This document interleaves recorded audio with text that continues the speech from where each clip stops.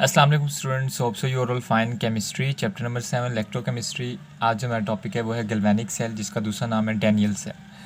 ये बहुत important topic है, अक्सर पेपर में इस पर क्वेश्चन भी आ जाता है बोर्ड्स के लिहाज से भी। तो हम आज को समझते हैं कि गैल्वेनिक सेल क्या है, डैनियल सेल क्या है। तो सबसे पहले हम इसकी डेफिनेशन पढ़ेंगे। क्या है कि the cell which involve spontaneous redox reaction to generate electricity is called galvanic cell.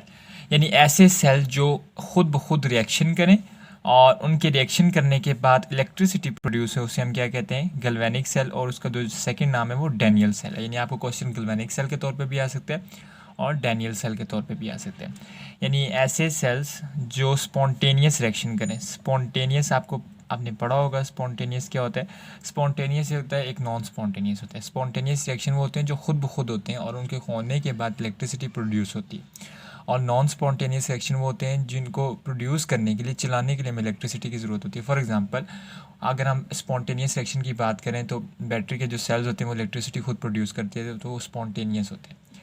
Non spontaneous की बात करें तो उसमें हम मोटर की फॉर एग्जांपल ले लेते हैं। आप देखिए, अगर आपने पानी नीचे फर्स्ट फ्लोर से ऊपर सेकंड फ्लोर, थर्ड फ्लोर पे लेके जाना है तो उसके लिए आपको मोटर की ज़रूरत होगी। तो मोटर की ज़रूरत होगी तो आप मोटर को चलाने के लिए आप क्या देंगे, इलेक्ट्रिसिटी देंगे। तो ये क्या नॉन स्पॉन्टेनियस रिएक्शन है, ठीक है। ऐसे रिएक्शन जो इलेक्ट्रिसिटी खुद प्रोड्यूस करें उन्हें हम स्पॉन्टेनियस रिएक्शन कहते हैं।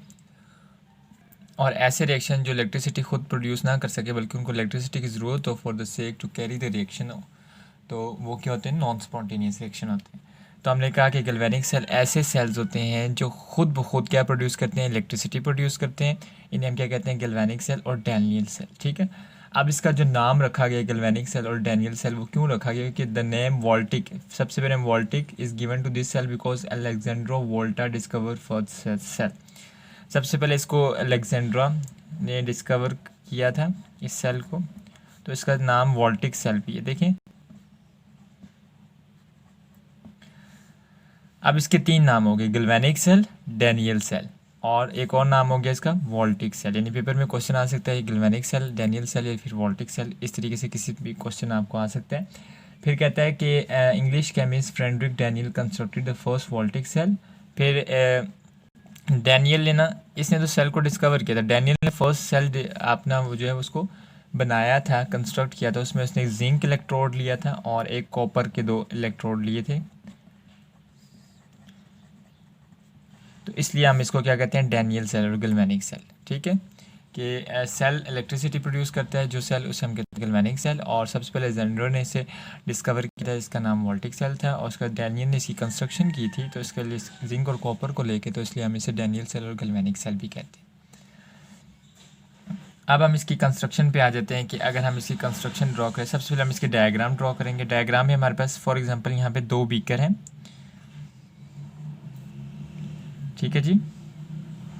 एक, अगर हम इसकी कंस्ट्रक्शन की बात करें तो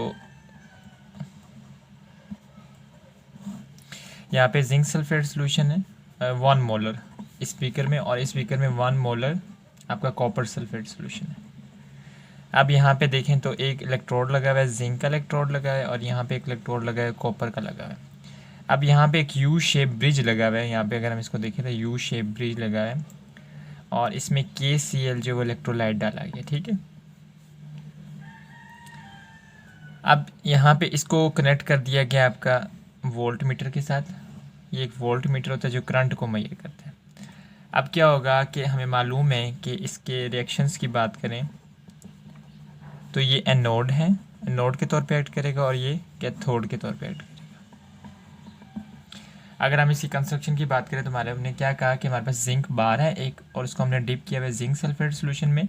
और एक कॉपर बार है, उसको हमने, ये कॉपर बार है, इसको कॉपर सल्फेट सोल्यूशन में डिप किया हुआ है। और एक सॉल्ट ब्रिज है हमारे पास, और उसमें वो यू ट्यूब शेप में, जैसे ये यू ट्यूब शेप में, और इसके अंदर जो इलेक्ट्रोलाइट है वो KCl है। और हमने इन दोनों इलेक्ट्रोड को किससे जोड़ दिया, वोल्ट मीटर के साथ। तो ये हमारी कंस्ट्रक्शन होगी। अब हम इसके रिएक्शंस देखते हैं कि रिएक्शंस में क्या कह रहे हैं। तो हमें पता है कि एनोड पे हमेशा क्या होती है, ऑक्सीडेशन होती है, और कैथोड पे हमेशा क्या होती है, रिडक्शन होती है। एनोड पे जब ऑक्सीडेशन होगी तो हमें मालूम है कि जिंक जो है वो अपने 2 इलेक्ट्रॉन लॉस करेगा और +2 बन जाएगा, ये 2 इलेक्ट्रॉन लॉस करते। अब ये जो जिंक ने 2 इलेक्ट्रॉन लॉस किए ना, तो यहाँ से ये 2 इलेक्ट्रॉन्स जो हैं वो ट्रैवल करते करते करते कहाँ पहुँच जाएंगे, आपकी कॉपर के पास पहुँच जाएंगे। और ये जो जिंक आयंस बने थे ये आपके सोल्यूशन में आ जाएंगे। तो जब ये आपके इलेक्ट्रॉन्स जो हैं वो कॉपर सल्फेट सोल्यूशन तक पहुंच जाएंगे तो कैथोड पे आपका क्या है, कॉपर है।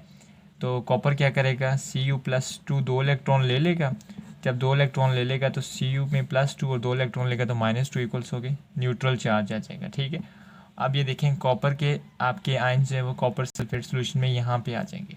तो ये आपका एनोड पे रिएक्शन हो गया और आपका कैथोड पे रिएक्शन हो गया। एनोड पे क्या हो रहा है कि जिंक जो है वो ऑक्सीडेशन कर रहा है, ऑक्सीडेशन से बना लॉस ऑफ इलेक्ट्रॉन कर रहा है।